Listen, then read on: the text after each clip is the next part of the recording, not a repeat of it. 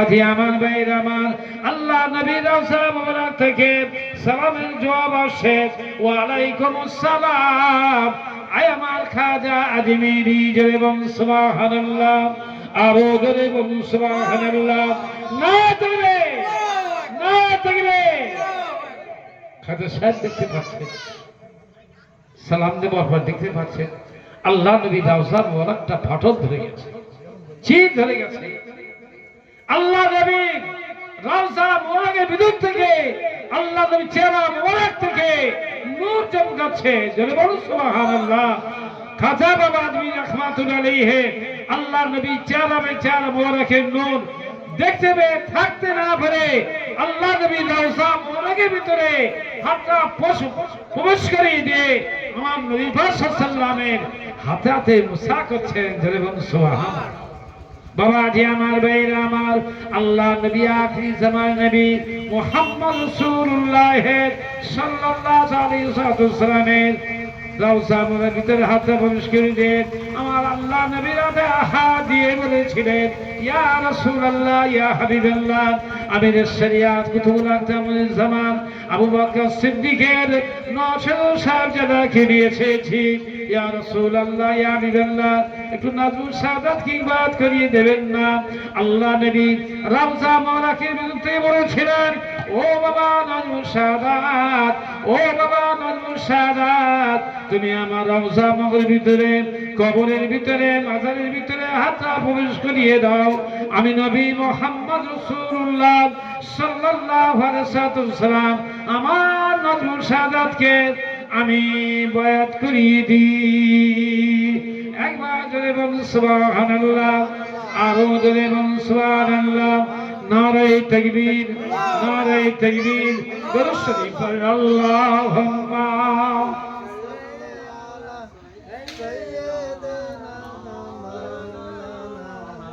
ওয়া আলা আলি সাইয়্যিদিনা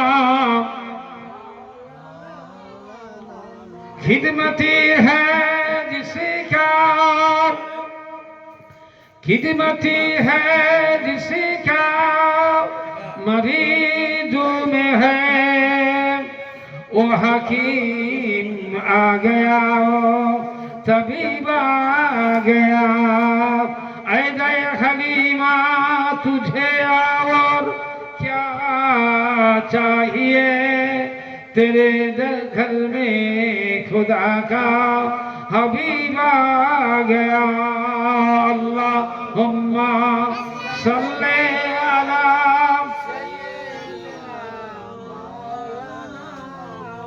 व अला आले सय्यिदिना। बेसहारा पे जब उनकी रहमत हुई, हशर का दोफम देखता ही रह गया। ऐ दे खलीमा तुझे और क्या चाहिए, तेरे घर में खुदा का हबीब आ गया। अल्लाहुम्मा सल्ले अला सय्यिदिना व अला आले सय्यिदिना। বাবাজি আমার, ভাইরা আমার, নজরুল পীর কেবলা রহমাতুল্লাহ আলাইহি একদিন শুয়ে আছেন বাড়িতে, আম্মাজি আছেন পাশে শুয়ে আছে, আম্মাজি নিদ্রায় গেছে, আমার হুজুর কেবলাও নিদ্রায় গেছে। গভীর রাত্রে আম্মাজি উঠে দেখে আমার স্বামী আমার বিছানায় নাই। আম্মাজি চিন্তা করলেন, হঠাৎ উঠে আমার স্বামীকে কোন দাজ্জাল ওলি আল্লাহ করেছেন আমি জানতে পেলাম না, এতদিন আমি ঘর সংসার করছি। দুটো চিন্তা করলেন। দ্বিতীয় নাম্বার, আল্লাহ গো, আমার স্বামী যে এমন জিকিরের মজলিসে ছিল, এমন অবস্থায় ছিল ঘুমন্ত অবস্থা আমার পা লেগে যেতে হবে স্বামীর গায়ে, আমার স্বামী আমার উপরে রাগ করে চলে যেতে পারে।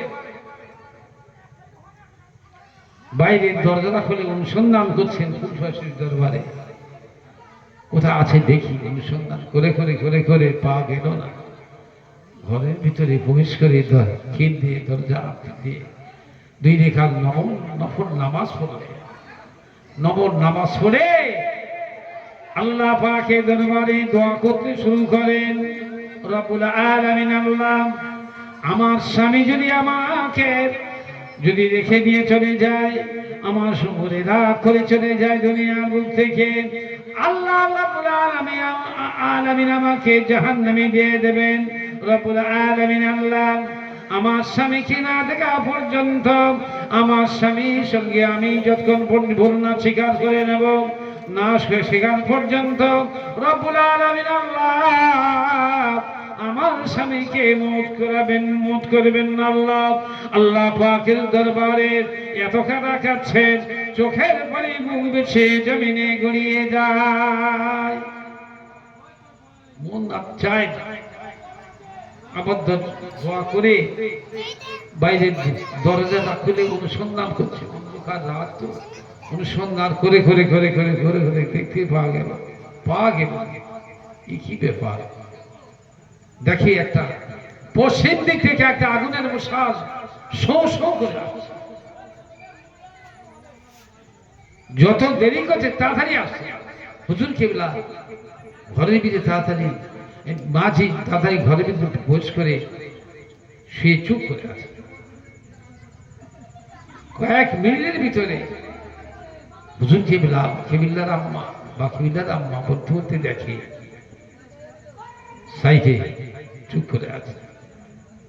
হুজুর বলছেন, ও বা কেবিলার আম্মা, তুমি কি জেগে আছে নাকি? বলে, আমি জেগে আছি। কেননা কোনো মানুষ যদি ঘুমিয়ে যায়, নিদ্রায় যায়, দ্বিতীয় মন যদি জেগে থাকে এবার সেবাস করে, আমি জেগে আছি। উঠলেন, এবার স্বামী আপনার দুটো হাত ধরে আমি অনুরোধ করছি, আপনার বাড়িতে এসে আমি 35-36 বছর কম বেশি সংসার করছি। আল্লাহ পাক কোন ধার উনি করেছেন আমি ধরতে পারি।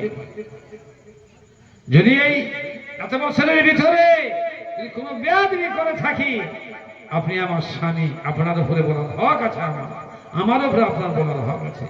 যদি কোনো বেয়াদবি করে থেকে মাফ করে দেন। আপনি তো কোনো বেয়াদবি করেন, আপনি 5 ওয়াক্ত নামাজ পড়েন, আওয়ামী ইসলাম সালাত তাসবিহ নামাজ কোরআন তিলাওয়াত করেন, স্বামীর খেদমত করেন। যদি করে থাকি, যদি আমি করে থাকি, মাফ করে দেন। এবারে আম্মাজি ধরেছে, আমার স্বামী, আপনি বলুন, আমি বহুদিন আপনাকে ধরতে পারি, আমি কোথায় গিয়েছি না একবার বলুন। বসে কথা বলুন, আপনি কোথায় যান বা কোথায় গিয়েছেন একবার বলুন। হুজুর বলবে না, মাঝিও ছাড়বে। যখন ছাড়বে না, আমার হুজুর বলেছিলেন, ও আমার আহালিয়া, আমার বিবি জান বা কেবিলার আম্মা জান, আমার যদি সত্যটা মানতে পারো তার আমি বলবো যে হ্যাঁ বলুন, সত্য মানব। আল্লাহ পাক রব্বুল আলামিন যদি আমার হাজরা রাখেন, তুলে নেন, আপনার হাজকে আল্লাহ পাক রাখেন, যার কাছে বলা শরীয়ত সম্মত জায়েজ তার কাছে বলতে হবে, অন্য জনের কাছে বলতে পারবেন না। বাবা যে আমার ভাইরা আমার শিকার হয়ে গেলেন আল্লাহ পাকের অসীম করুণা, আল্লাহ পাকের মসজিদে এমন অবস্থায় বলেছিল, ও আমার বাকিনীলার আম্মা গান ভালো করে রেখে দাও, শুনে খেয়ে দাও, আমি নাজমুস সাদাত 1 বছর 2 বছর 3 বছর নয়, 4 বছর 5 বছর 6 বছর নয়, আমি 35 থেকে 36 বছর আমি তাহাজ্জুদের নামাজ ফুরফুরা শরীফের দরবার থেকে চলে গিয়ে আল্লাহ পাকের কুদরতের উসিলায় মসজিদে নববীতে তাহাজ্জুদের নামাজ পড়ে আবার ফুরফুরা শরীফের দরবারে আমি চলে আসি। জোরে বলুন সুবহানাল্লাহ। আরো জোরে বলুন সুবহানাল্লাহ। নারে তাকবীর, নারে তাকবীর। আমরা দোয়া নিতে জানি না, দোয়া নিতে জানি না ভাইজান, মানে এমন অবস্থা দোয়া নিতে জানি না। আল্লাহর ওলিদেরকে আমরা দাঁত থাকতে দাঁতের মর্যাদা আমরা দিতে পারি নাই, যখন হায়াতে ছিল তখন দিতে পারি না। হায় হায় হায় হায় করছি ভাইজান। আমরা ফুরফুরা শরীফের ছোট হুজুরকে দরবারে ওয়াজ করে বড় দরবারে আসে, বড় শেষ সাইজের হুজুর। অনেকবার ওনার জলসে যখন ছিল আসতে 1 ঘন্টা 2 ঘন্টা পর্যন্ত আসতে দেরি হচ্ছে, আমি চাই খুব ভালোবাসি আমার সাহেব, সাহেব দরবারে তিনি ছেড়ে ওয়াজ করবে না। হুজুর আপনি যখন সময় দেবেন তখনই আমি সময়টা পাই না, ওই আসতে পারি বুঝছি। আর একজনা 80-82 কম বেশি বয়স, তিনি ছেড়ায় উঠে ওয়াজ করতে সবে শুরু করে বলছে, আমি যদি মিথ্যা কথা বলি কিয়ামতের দিনে আল্লাহ আমার জবান যেন খসে খসে পড়ে। আমি দাদা হুজুর পীর রহমাতুল্লাহ গোলাম, আমি বাংলাদেশ থেকে আমি যাব দাদা হুজুর পীর রহমাতুল্লাহ আলাইহি কবর জিয়ারত করব, দোয়া নেব। তবে যাবার পথে আল্লামা রুহুল আমিন সাহেব রহমাতুল্লাহ আলাইহি বসিরহাট 1 রাত থাকবে, রওনা হয়েছে। এসে বসিরহাটে পৌঁছালেন, পৌঁছে সব নামাজ কালাম হয়ে গেল, খাওয়া দাওয়া করে সকলে চলে গেল হুজুর বসে। মাজারের ভিতরে ঢুকলে প্রবেশ করে ঢুকে প্রবেশ করে নিয়ত করে মাজারের কাছে বসে গেছে। কিছুক্ষণ পরে দেখতে পাওয়া যায় আল্লাহ পাকের হুকুমে, আল্লাহ পাকের রহমে নবী সাল্লাল্লাহু কদমে সিনায় আল্লামা রুহুল আমিন সাহেব রহমাতুল্লাহ আলাইহি মাজারের ভিতরে, কবরের ভিতরে কোরআন হাদিস লিখছেন। জোরে বলুন সুবহানাল্লাহ। আমি জিজ্ঞাসা করলাম, ও আল্লামা রুহুল আমিন সাহেব রহমাতুল্লাহ আলাইহি, আপনি কবরের ভিতরে কোরআন হাদিস লেখার ক্ষমতা কোথায় থেকে পেলেন? তিনি বলেছিলেন, আল্লাহ পাক অসীম করুণা, আমার ওস্তাদ আমার পীর আবু বকর সিদ্দিক রহমাতুল্লাহ আলাইহি নেক দোয়া তাজুফাজ ওসিলায় বেলায়েতের ওসিলায় আল্লাহ রাব্বুল আলামিন আল্লামা গুনাহগার রুহুল আমিনকে কবরের ভিতরে কোরআন হাদিস লিখবার ক্ষমতা আমার আল্লাহ দিয়েছে।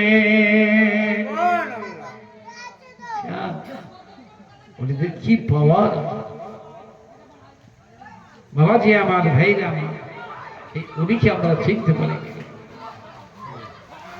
দুরূদ শরীফ আল্লাহুম্মা সাল্লি আলা সাইয়্যিদিনা মাওলানা মুহাম্মদ ওয়া আলা আলি সাইয়্যিদিনা মাওলানা মুহাম্মদ।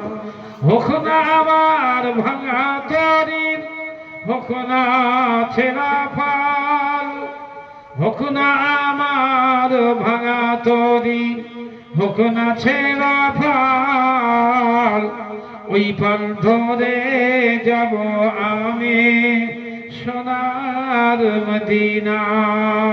আল্লাহুম্মা সাল্লি আলা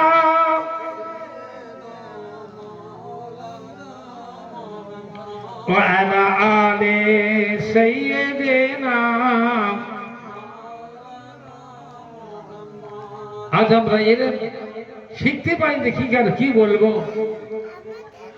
এর এলম হচ্ছে দুই প্রকার, দুটো সাবজেক্ট আছে, ইলমে জাহিরি, ইলমে বাতিনি। জাহিরি তো আমরা শিখেছি, বাতিনি এলম যদি আমাদের না থাকে বেকার হবে। বাদশাহ হারুন আর রশিদ জুবাইদা সাহেব বিছানায় শুয়ে আছে। শিক্ষা, বাতিনি শিক্ষা, জাহিরি শিক্ষা না থাকলে বিপদের সীমা নেই। যেখানে থাকতে হবে লাইন পাওয়া যাবে, না থাকে বেকার। দুনিয়ার কথা স্বামী স্ত্রী এক জায়গায় শুয়ে বিভিন্ন আলোচনা করতে করতে দুনিয়া আখিরাতের কথা, নামাজের কথা, সাংসারিক কথা, ব্যবসা বাণিজ্য বিভিন্ন রকমের কথা বলতে শুরু করেছে। যেখানে একটা কথা এদিকে হয়ে যা কিছু হয়েছে, তখন বিবি জুবাইদা বলছেন বাদশাকে, তুমি জাহান্নামী। আরে কি ব্যাপার, আমি কি বললাম? আমি তোমাকে কি বলেছি? কোন বেয়াদবির কথা আমি বলেছি? তুমি আমাকে জাহান্নামী বলে? তখন বাদশা বললেন, জুবাইদা তুমি সতর্ক হয়ে যাও, আমি যদি জাহান্নামী হই তোমার উপরে 3 তালা।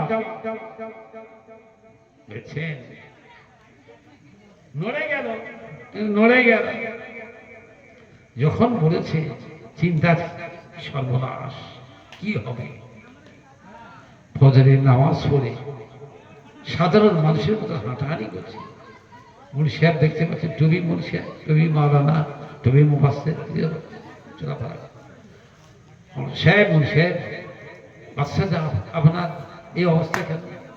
আমি একটা চিন্তায়, আমার স্ত্রীর সঙ্গে আমি চলাফেরা করতে করতে বিভিন্ন রকম কথাবার্তা বলতে বলতে আমার স্ত্রী এমন একটা কথা বলেছে, আমি তার উত্তর বলছি, আমাকে বলে জাহান্নামী। আমি তার উত্তর বলছি, আমি যে জাহান্নামী হই তোমার উপরে 3 তালা, আমার বিবিটা কি নেওয়া চলবে? কখনো হবে। আবার হাতে আবার একজনের সঙ্গে দেখা হলো, একই কথা। এইরকম করে করে করে করে করে করে জিজ্ঞাসা করে করে সকাল থেকে সন্ধ্যা পর্যন্ত খাওয়ানি দাওয়ানি কিচ্ছু নেই, হচ্ছে খালি আলেম কোথা আছে, জান্নাওয়ালা কোথা আছে, একই কথা। বাবাজি আমার, ভাইরা আমার, আমি তো যাক সারাদিন ঘুরেছি। এলান করে দিলেন দরবারে, আমার রাজ্যে যত জওয়ানি ছেলে আছে, আলেম আছে, মুফাসসির আছে, মুহাদ্দিস আছে, আল্লাহর ওলিরা আছে, সকলকে আমি দাওয়াত দিচ্ছি আমার দরবারে এসো। কে না যাবে? কে না যাবেন? দাদা হুজুর পীর রহমাতুল্লাহ যদি বলেন, আয় আমার মহব্বতের মানুষেরা, আমি ডাকছি তোমায় এসে, আমার যাবো নি, একবার জান ফেলে যায়, যা যেতে হবে। আল্লাহ শান, লক্ষ লক্ষ মানুষ সিংহাসন তৈরি করছে, উঁচু লক্ষ লক্ষ মানুষ এসে গেছে, হাজির হয়ে গেছে। বাদশাহ সিংহাসনে 2 চেয়ার দিচ্ছে, বাদশাহ এক জায়গায় একটা সময় বসে আছে, ওটাই কে বসবে? যাই হোক, বাদশাহ বলছেন, আমি বাদশাহ কেন আপনাদেরকে আমি ডেকেছি?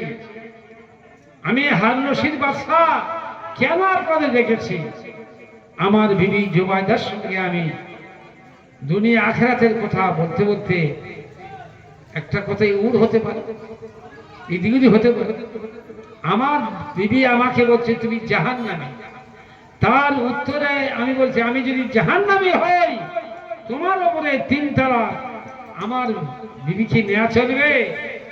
যদি চলে মুখে, যদি চলে হাত উঁচু করে বলতে হবে, যদি না চলে মুখে বলবেন চলবে না। বলার সঙ্গে সঙ্গে আল্লাহ রাব্বুল আলামিন হুকুমে, আল্লাহ পাকের মসজিদে লক্ষ লক্ষ মানুষের জবান থেকে আওয়াজ হলো, ও বাদশা জাফনা, জেনে খেয়ে দাও, শুনে খেয়ে দাও, আপনার বিবি নেওয়া চলবে না, চলবে না, চলবে না। বাবা যে আমার, বাইরে আমার, যখন চলবে না আওয়াজ হয়ে গেল, সব নিস্তব্ধ। একটা যুবক ছেলে, 22-24 কম বেশি বয়স, হাত উঁচু করে বলেছিলেন, ও বাদশা জাফনা, আপনার বিবি না চলবে। অন্তরটা ঢালা হয়ে গেছে। পরে যা হবে কি বলেছে তো চলবে। দেখে নিলে স্টেজের উপর চেয়ারের সাইডে চেয়ার দেওয়া আছে, চেয়ারে বসে গেলে বাদশাহ জাফনা বলছে, খোকা আল্লাহ পাকের বান্দা, আমার বিবি নেওয়া চলবে? বলে আমার একটা প্রশ্ন আছে, আমার কথা আপনি শুনবেন না আপনার কথা আমি শুনবো? আমার কথা আপনি শুনবেন না আপনার কথা আমি শুনবো? বাদশা বলছে ছেলেকে, আপনার কথা আমি শুনবো। তাহলে আপনার ওই স্টেজ থেকে নামতে হবে। স্টেজ থেকে নিচে নামতে দেখেছেন? আমি তো বিচারক, আপনি যখন বিচার করেছিলেন আমি তো নিচেছিলাম, এখন আমি বিচার করব, আপনার নিচে নামতে হবে, নিচে নামতে হবে। বাদশাকে ওই জওয়ানি ছেলেটা বলছেন, বাদশা আপনি সত্য কথা বলুন, মিথ্যা কথা বলবেন না। আপনার জীবনে, আপনার বয়সে, আপনার উমরে কোন জিনার কাজ করতে গিয়ে, খারাপ কাজ করতে যাচ্ছে, যাবার পথে আপনার মনে হয়নি আল্লাহ একদিন বিচার করবেন, আমাকে আমার আল্লাহ একদিন বিচার করবেন? আপনি ফিরে এসেছেন বাবা যে আমার ভাইরা আমার। ওই সময় বাদশাহ হারুন রশিদ বলেছিলেন, বাবা যে আমার ভাইরা আমার, ও ছেলেদের রেখে দাও, শুনে রেখে দাও, আমি একবার নয়, দুবার নয়, তিনবার নয়, চারবার নয়, আমি কয়েকবার আল্লাহ রাব্বুল আলামিনের হুকুমে আল্লাহ পাকের মসজিদে আমি খারাপ কাজ করতে যাচ্ছি। যাবার পথে আমার মনে হয়ে গেল, যাবার পথে আমার অন্তরটা থরথর করে কেঁপে উঠল, আল্লাহ একদিন না একদিন কিয়ামতের ময়দানে আমাকে বিচার করবেন। বাবা যে আমার ভাইরা আমার, আল্লাহ